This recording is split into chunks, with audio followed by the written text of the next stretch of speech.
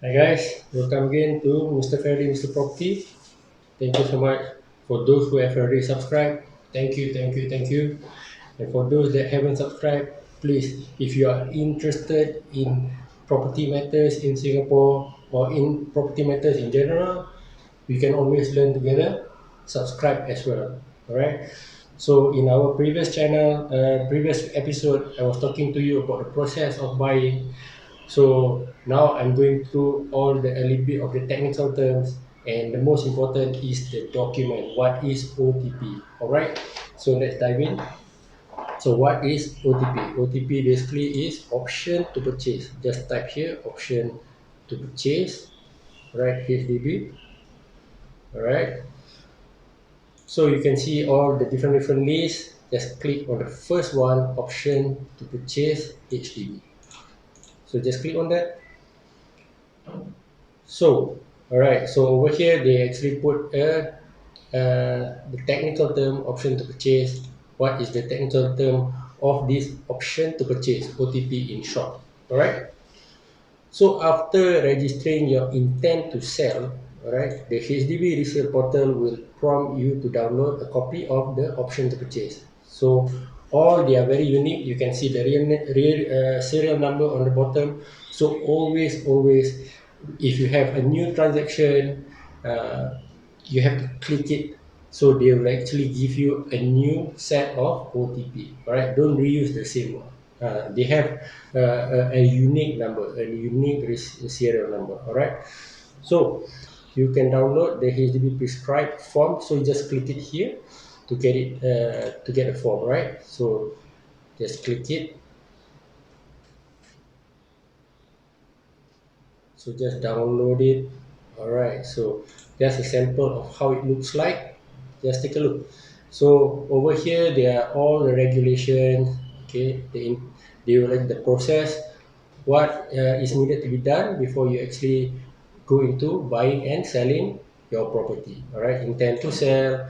So HDB prescribed option to purchase form, right? And the amount of money. So like the technical terms I was mentioning in the previous episode, right? The option fee. If let's say it's a HDB, option fee will not be more than 1,000. Deposit will not be more than 5,000. Remember the calculation in the sales proceed calculator, I put a maximum of 5,000. All right. So option period will be 21 days. 21 days. So basically, once the OTP is offered to you, right, you have 21 days to think about it, to get your loan secured, to do the valuation if you are using loans and CPF. So all these have to be done within 21 days. So all those sorted out, then within 21 days, you have to exercise. If you don't exercise, it will expire in 21 days. So the 22nd day, it will expire. So you have, if let's say you like that unit, you have to get another OTP done. So another OTP will be issued to you. You can't use the same one. All right. Because that OTP will be pegged to the valuation report. Right. So in the OTP, you mention that okay, sellers must observe the MOP. So basically, before they sell their property, they have to know that the house itself has reached 5 years MOP, right? Minimum occupation period, right? So then after that, housing loan must be secured. All right, if let's say you're taking housing loan from the bank, all right, get the OTP, the IPA approved first to check how much loan that you can actually get from them. So as well with the HDB, you have to actually get the HLE done first before anything else, right? To know roughly how much is your maximum budget that you can afford for your property that you are buying, right? So declared resale price basically is the price between yourself and the buyer. Okay. So valuation of the flat, value of the flat is like once the seller has already issued you that OTP, that next day you can actually apply for valuation of that property. All right. So to determine the value of the house. So sometimes the valuation can match, sometimes the valuation can be a little bit lower, so you have to pay a little bit COV from the sales of the price. So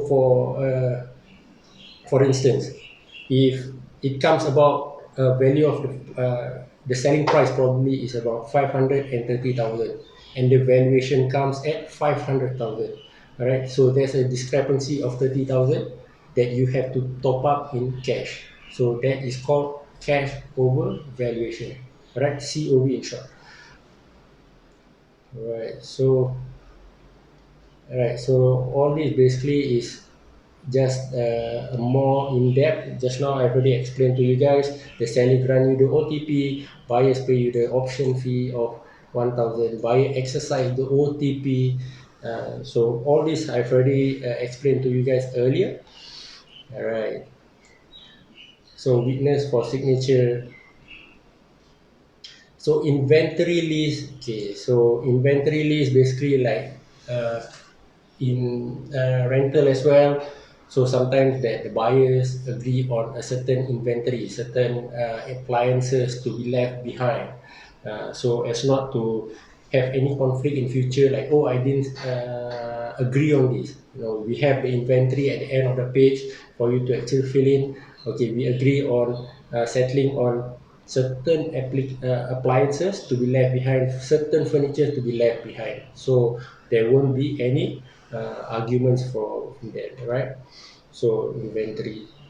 So liability or payment of upgrading cost. So sometimes, like I mentioned before, the older generation they will go through upgrading from time to time.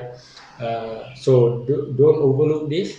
See, check first who will be liable to actually pay this: the current owner, who is the seller, or the next buyer. All right. So please determine, please check with each other whether this is okay. Sometimes the buyer will ask whether has the upgrading cost been paid. So because they don't want to be liable for it, right? So please check. So do the resale submission application and the completion date. So after you have exercised the option OTP, both parties, buyers and the seller, have to actually submit for the resale application, and the time frame would be 7 days in between. Right, you can do it on the same day, or the buyer or the seller can do it on the first day, and the next party will have to do it within 7 days. All right, I hope that clears up. Okay, so all the blah blah blah.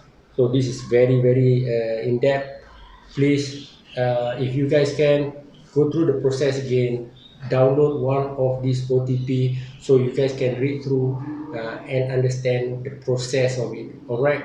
So all right, let me continue on this. Okay, all this advice basically like right. So important to get to read about this, and on top of that sometimes this can be very complicated for laymen, so even for some agents as well, because the policies changes a lot of times. Okay, so get an experienced agent who knows what he's doing to actually advise you on the buying and the selling process. So hope this has benefited you guys.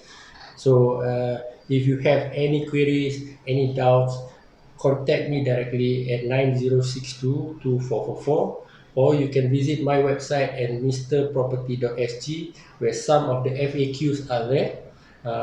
If you have any doubts, you can always refresh yourself, read my FAQs. Some of the generic questions, doubts are there.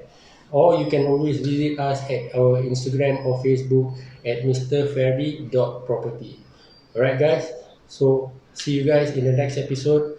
Thank you so much for watching. If you have not, please help me like and subscribe to this channel. For those who have already subscribed, thank you so much. Thank you.